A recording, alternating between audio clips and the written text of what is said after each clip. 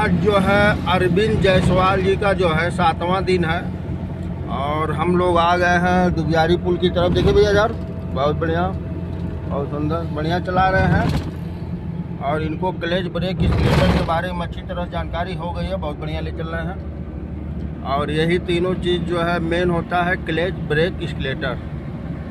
और स्टीयरिंग तो चलाते चलाते सीधी हो जाती है, आराम से सीधा चलिए, एकदम सीधा।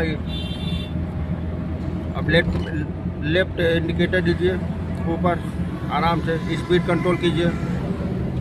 बहुत बढ़िया, बहुत सुंदर।